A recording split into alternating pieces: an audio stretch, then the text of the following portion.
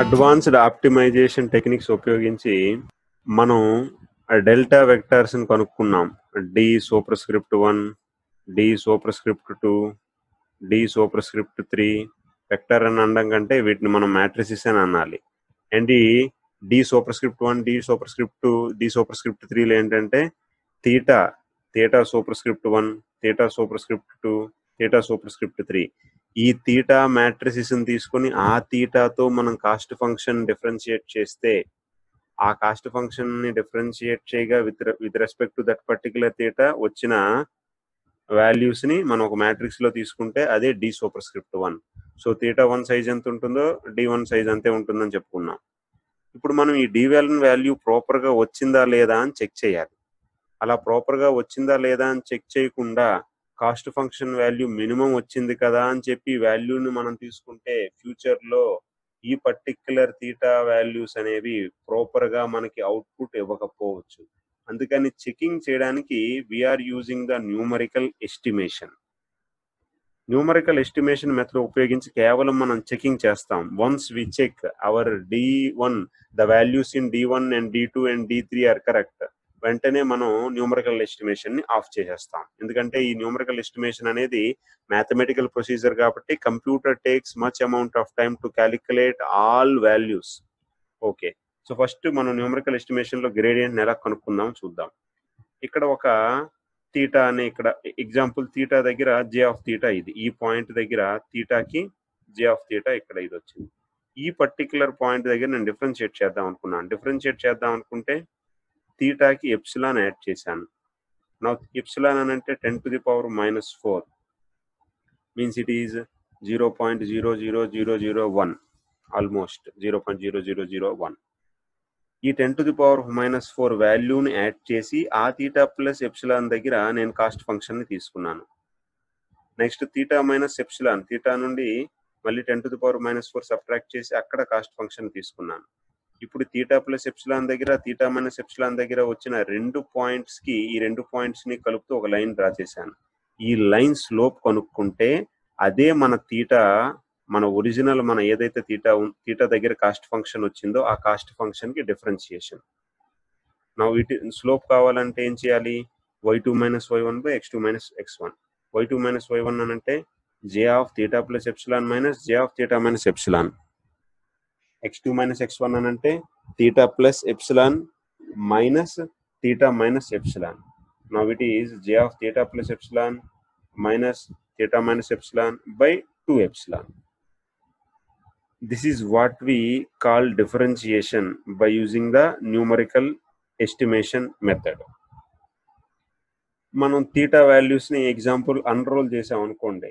Unroll చేస్తే 231 theta values previous ఎగ్జాంపుల్లో అన్ని కూడా ఒకే కాలంలో వచ్చేసాయి.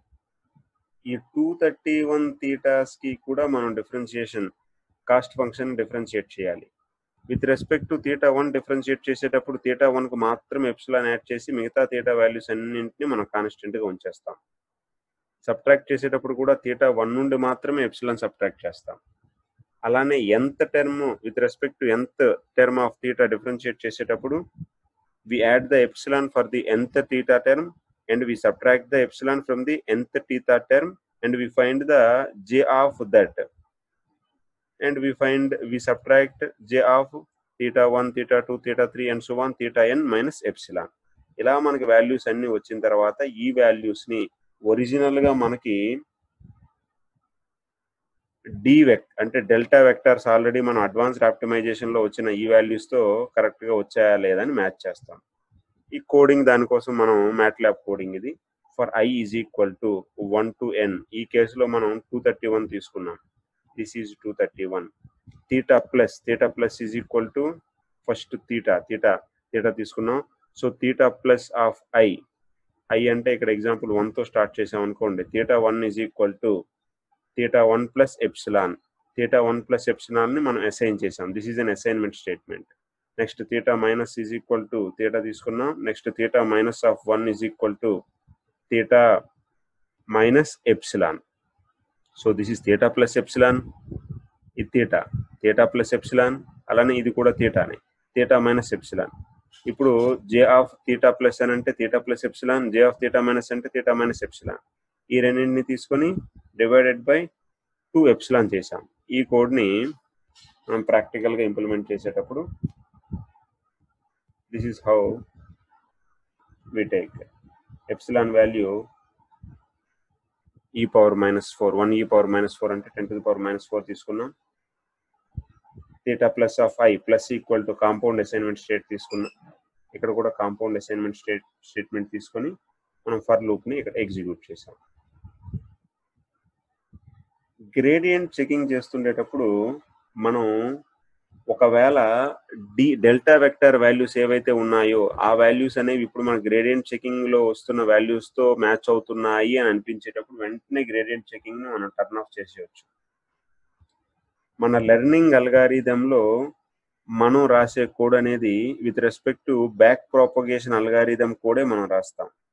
గ్రేడియంట్ చెకింగ్ అనేది కేవలం మనం ఆ వచ్చిన values del vectors D super script 1, D super script 2, D super script 3 వీటిని అన్రోల్ చేసామనుకోండి. అన్రోల్ చేస్తే ఇవి కూడా 231 వాల్యూస్ వచ్చేస్తాయి. ప్రీవియస్ కేసులో ఈ 231 వాల్యూస్ ప్రాపర్గా అంటే పర్టికులర్గా మనం ఏవైతే థీటా వాల్యూస్ తీసుకున్నామో ఆ థీటా వాల్యూస్కి ప్రాపర్గా వస్తున్నాయా లేదా అని చెక్ చేయడం వరకే. అంటే ఈ వాల్యూస్ ఆ వాల్యూస్ మ్యాచ్ అవుతున్నాయా లేదా అని. వన్స్ మ్యాచ్ అవుతున్నాయి అన్నప్పుడు దీన్ని మనం న్యూమరికల్ ఎస్టిమేషన్ ఇప్పుడు న్యూమరికల్ మెథడ్ ద్వారా గ్రేడియంట్ కనుక్కుంటున్న మెథడ్ని ఆఫ్ చేసేయాలి. ఒకవేళ న్యూమరికల్ మెథడ్ ద్వారానే మనం ఫైండ్ అవుట్ చేయొచ్చు కదా అని అంటే ఇక్కడ మనకు 231 ఉన్నాయి థీటాలు. ఒకవేళ మనకి 10,000 థీటాస్ ఆర్ 1,00,000 థీటాస్ వచ్చాయి అనుకోండి, మన న్యూమరికల్ ఎస్టిమేషన్ ద్వారా ఒకవేళ క్యాలిక్యులేట్ చేయాలనుకుంటే డిఫరెన్షియేషన్ కంప్యూటర్ అది క్యాలిక్యులేట్ చేయడానికి చాలా అమౌంట్ ఆఫ్ టైం తీసుకుంటుంది. And this process will be less efficient and the process will become very slow. That's why we are not using the numerical estimation as a straight method for finding the gradient, as a straight method for finding the differentiation with respect to theta.